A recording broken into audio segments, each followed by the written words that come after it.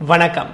புதுவை அரசு சார்பில் நடந்த மகாகவி பாரதியார் பிறந்தநாள் விழாவில் முதல்வர் ரங்கசாமி பங்கேற்று மலர் மரியாதை செலுத்தினார்.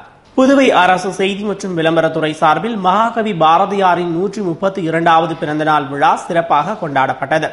விழாவினை முன்னிட்டு பாரதி பூங்காவில் உள்ள பாரதியார் சிலைக்கு முதல்வர் ரங்கசாமி மாலை அணிவித்து மரியாதை செலுத்தினார். தொடர்ந்து சபாநாயகர் சபாபதி, அமைச்சர் தியாகராஜன், வாரிய தலைவர் மதி உள்ளிட்டோர் மலர் மரியாதை செலுத்தினர். அதேபோன்று பாரதி அறக்கட்டளை சார்பில் தமிழ்மாமணி மன்னர் மன்னன், நிறுவனர் கலைமாமணி பாரதி, கவிஞர்கள் வைத்தி கஸ்தூரி உள்ளிட்டோர் பாரதி சிலைக்கு மாலை அணிவித்து மரியாதை செலுத்தினர். அதேபோன்று கலை இலக்கிய பெருமன்றம் சார்பில் தலைவர் வீர முருகையன் தலைமையில் பொதுச் செயலாளர் எல்லை சிவகுமார், சிறப்பு தலைவர் ராமன் உள்ளிட்டோரும் மலர் மரியாதை செலுத்தினர். புதுவையில் மீனவ மக்களை தொடர்ந்து வஞ்சித்து வரும் அரசிற்கு கண்டனம் தெரிவித்து திமுக சார்பில் மக்களை திரட்டி போராட்டம் நடத்துவோம் என்று மாநில துணை அமைப்பாளர் SP சிவகுமார் எச்சரிக்கை விடுத்துள்ளார்.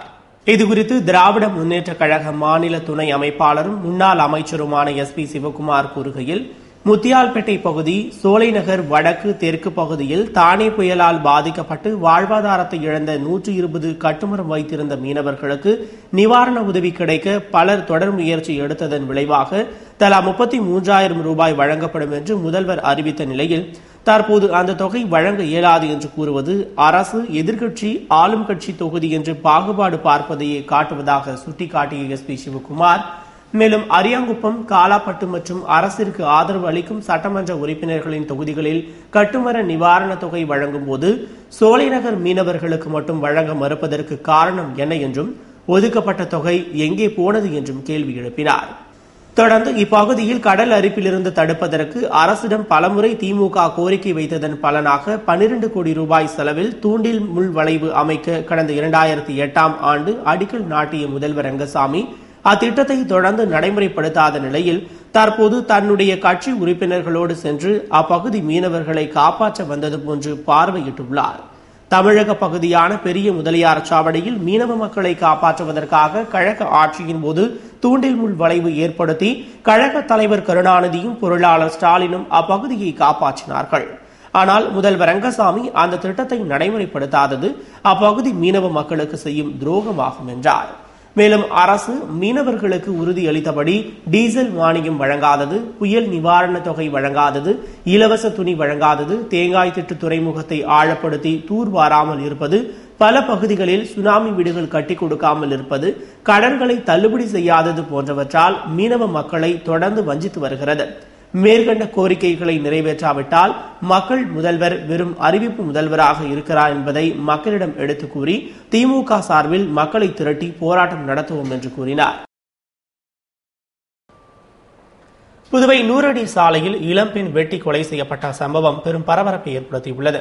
புதுவை முருங்கப்பாக்கத்தைச் சேர்ந்த தனியார் பள்ளி பேருந்து ஓட்டுநர் பிரபாகரன் என்பவரின் மனைவி சத்யபிரியா நூறடி சாலையில் உள்ள தனியார் மார்பிள்ஸ் நிறுவனத்தில் பணியாற்றி வரும் நிலையில் நேற்று 10ஆம் தேதி மாலை வழக்கம் போன்று பணியை முடித்துக் கொண்டு வீடு திரும்பிய போது அருகில் ஒரு மதுபான கடையில் பதுங்கியிருந்த ஒரு வாலிபர் சத்யபிரியாவை வழிமறித்து தகராறு செய்து பின்னர் மறைத்து வைத்திருந்த அரிவாளால் சரமாரியாக வெட்டினார். இதில் தலை, கழுத்தில் பலத்த காயமடைந்து இரத்த வெள்ளத்தில் மயங்கி விழுந்த அவரை அவ்வழியே சென்ற பொதுமக்கள் மீட்டு அரசு மருத்துவமனைக்கு அனுப்பி வைத்தனர். ஆனால் வழியிலேயே சத்யபிரியா பரிதாபமாக உயிரிழந்தார். இதனிடையே இச்சம்பவத்தை நேரில் கண்டு அதிர்ச்சி அடைந்த பொதுமக்கள் சத்யபிரியாவை தாக்கிய வாலிபர் அரிவாளை கீழே போட்டுவிட்டு தப்பியோட முயன்றதை கண்டு அவனை மடக்கி பிடித்து தர்ம அடி கொடுத்தனர். மேலும் மின்கம்பத்தில் கட்டி வைத்து சரமாரியாக தாக்கினர். இதுபற்றி தகவல் அறிந்த முதலியார்பேட்டை போலீசார் சம்பவ இடத்திற்கு விரைந்து வந்து தடயங்களை சேகரித்து மின்கம்பத்தில் கட்டி வைக்கப்பட்டிருந்த வாலிபரை மீட்டு காவல் நிலையத்திற்கு அழைத்துச் சென்று நடத்திய விசாரணையில் அவன் முருங்கப்பாக்கம் பேட்டைச் சேர்ந்த லூர்துநாதன் என்பதும், தனியார் நிறுவனத்தில் பணிபுரியும் அவனுக்கும் சத்யபிரியாவுக்கும் பணம் கொடுக்கல் வாங்கல் இருந்ததும், இதனால் ஏற்பட்ட தகராறில் சத்யபிரியா முதலியார்பேட்டை காவல் நிலையத்தில் புகார் அளித்ததால் ஆத்திரமடைந்த அவன் மார்பிள்ஸ் கடைக்கு அருகில் இருந்த மதுக்கடையில் ஒளிந்திருந்து சத்யபிரியா பணிமுடித்து வந்த நேரத்தில் வழிமறித்து கொலை செய்ததாகவும் தெரிவித்தார். மக்கள் நடமாட்டமும் வாகன போக்குவரத்தும் அதிகம் உள்ள நூறடி சாலையில் நடந்த இக்கொலை சம்பவம் புதுவையில் பெரும் பரபரப்பை ஏற்படுத்தியுள்ளது. புதுவை தமிழ்ச்சங்கத்தில் மனித உரிமைகள் மற்றும் நுகர்வோர் பாதுகாப்பு கழகம் சார்பில் நடைபெற்ற உலக மனித உரிமை தினம் மற்றும் தேசிய நுகர்வோர் தின கருத்தரங்கை குடிமைப்பொருள் வழங்கல் துறை இயக்குநர் துவக்கி வைத்தார். புதுவை மனித உரிமைகள் மற்றும் நுகர்வோர் பாதுகாப்பு கழகம் சார்பில் அமைப்பின் 6ஆம் ஆண்டு விழா, உலக மனித உரிமை தினம் மற்றும் தேசிய நுகர்வோர் தினம் ஆகிய முப்பெரும் விழா வெங்கடாநகர் தமிழ்ச்சங்கத்தில் பொதுச் செயலாளர் முருகானந்தம் தலைமையில் உயர்மட்ட குழு உறுப்பினர்கள் முன்னிலையில் நடைபெற்றது. விழாவினை குடிமைப்பொருள் வழங்கல் துறை இயக்குநர் முகமது மன்சூர் குத்துவிளக்கேற்றி துவக்கி வைத்திட, குடிமைப்பொருள் வழங்கல் துறை துணை இயக்குநர் கிட்டி பலராமன், கௌரவ தலைவர் தனத்தியாகு, சமூக ஆர்வலர் அதிரடி அழகானந்தம் உள்ளிட்டோர் வாழ்த்துரை வழங்கினர். தொடர்ந்து நுகர்வோர் சட்டங்கள், பிரச்சினைகள் மற்றும் தீர்வுகள் என்ற தலைப்பில் கடலூர் பொதுச் செயலாளர் நிஜாமுதீன், மனித உரிமைகள் மீறல்கள் கண்காணிப்போம் என்ற தலைப்பில் தமிழ்நாடு புதுவை ஒருங்கிணைப்பாளர் லெனின், சுற்றுச்சூழல் பாதுகாப்பு சட்டம் விளைவுகளும் தீர்வுகளும் என்ற தலைப்பில் சுற்றுச்சூழல் பாதுகாப்பு பிரிவு இயக்குநர் அருள் செல்வம் ஆகியோர் கருத்துரை வழங்கினர். பயிற்சியில் கலந்து கொண்டவர்களுக்கு தமிழ்ச்சங்க தலைவர் முத்து சான்றிதழ் வழங்கி சிறப்புரையாற்றினார். விழாவில் நுகர்வோர் திரளாக கலந்து கொண்டனர்.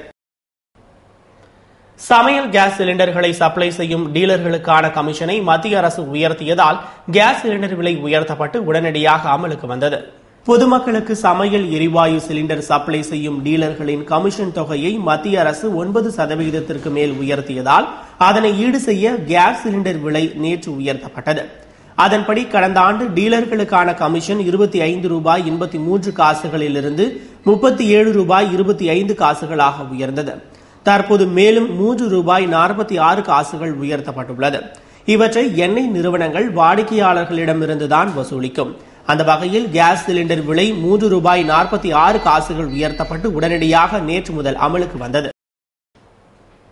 இருநாட்டு மீனவர்கள் பேச்சுவார்த்தைக்கு இடம், தேதி அறிவிக்க வேண்டும் என்று தமிழக முதல்வருக்கு மீனவர் பேரவை கோரிக்கை விடுத்துள்ளது. இதுகுறித்து தேசிய மீனவர் பேரவை பொதுச் செயலாளர் இளங்கோ கூறுகையில், கடந்த நவம்பர் மாதம் 2வது வாரத்தில் தன்னுடைய தலைமையிலான நிர்வாகிகள் டெல்லி சென்று இந்திய வெளியுறவுத்துறை அமைச்சரை சந்தித்து மீனவர்கள் கோரிக்கைகள் குறித்து விவாதித்ததாகவும், தமிழக புதுவை மீனவர்களின் பிரச்சினைக்கு தீர்வு காண இருநாட்டு பேச்சுவார்த்தையை தமிழக முதல்வர் குறிப்பிட்டபடி சென்னையில் டிசம்பர் மாத மத்தியில் வைத்துக் கொள்ளலாம் என்று கேட்டுக் கொண்டதாகவும், அதன்படி டெல்லி அமைச்சக வட்டாரத்தில் இருந்து கிடைத்த தகவலின்படி இருநாட்டு மீனவர்களின் பேச்சுவார்த்தை சென்னையில் நடத்த இலங்கை அரசு சார்பில் ராஜபக்சே ஒப்புக்கொண்டுள்ளார் மற்றும் இருநாட்டு மீனவர்களும் தயார் நிலையில் உள்ளனர்.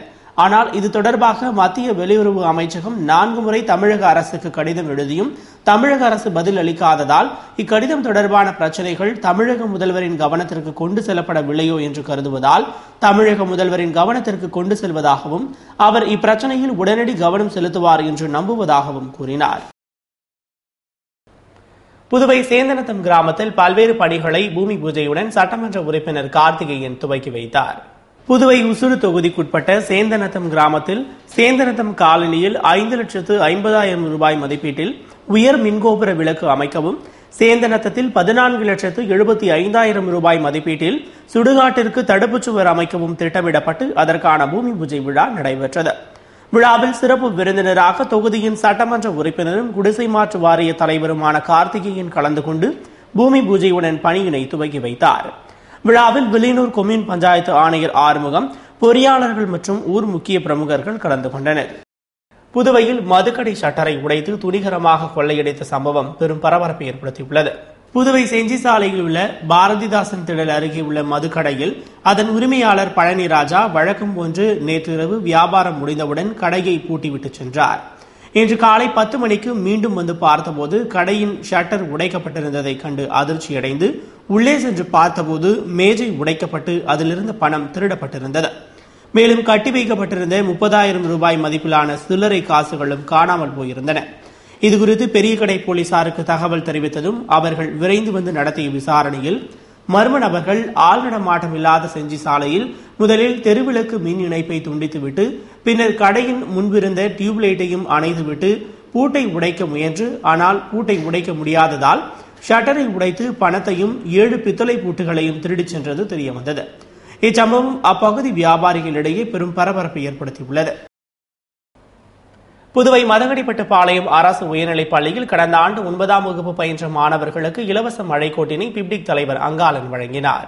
புதுவை முழுவதும் கடந்த ஆண்டு 9ஆம் வகுப்பு பயின்ற மாணவ மாணவியர்களுக்கு இலவச மழைக்கோட்டு வழங்கப்பட்டு வருகிறது. அதன்படி மதகடிப்பட்டு பாளையம் அரசு உயர்நிலைப் பள்ளியில் தலைமை ஆசிரியர் வீரராகவன் தலைமையில் இலவச மழைக்கோட்டு வழங்கும் நிகழ்ச்சி நடைபெற்றது.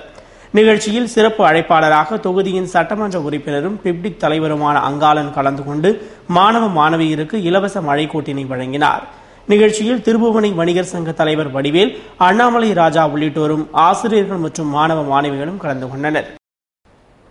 திருப்பதி ஏழுமலையான் கோவிலில் வழக்கம் போன்று நடக்கும் சுப்ரபாத சேவை 17ஆம் தேதி முதல் 1 மாத காலம் ரத்து செய்யப்படுகிறது. திருமலை திருப்பதி தேவஸ்தானம் வெளியிட்டுள்ள செய்திக்குறிப்பில், வருகிற 16ஆம் தேதி திங்கட்கிழமை காலை 10:31 மணிக்கு மார்கழி மாதம் பிறப்பதை ஒட்டி திருப்பதி ஏழுமலையான் கோவிலில் வழக்கம் போன்று அதிகாலை 3 மணி அளவில் நடக்கும் சுப்ரபாத சேவைக்கு பதிலாக ஆண்டாள் எழுதிய திருப்பாவை பாசுரங்கள் 17ஆம் தேதியிலிருந்து அடுத்த ஆண்டு ஜனவரி மாதம் 14ஆம் தேதி வரை 1 மாத காலத்திற்கு அதிகாலை 3 மணியிலிருந்து 3:30 மணி வரை பாடப்படுகிறது என்றும், எனவே திருப்பதி ஏழுமலையான் கோவிலில் 17ஆம் தேதியிலிருந்து 1 மாதத்திற்கு அதிகாலையில் நடக்கும் சுப்ரபாத சேவை ரத்து செய்யப்படுகிறது என்றும் அறிவிக்கப்பட்டுள்ளது.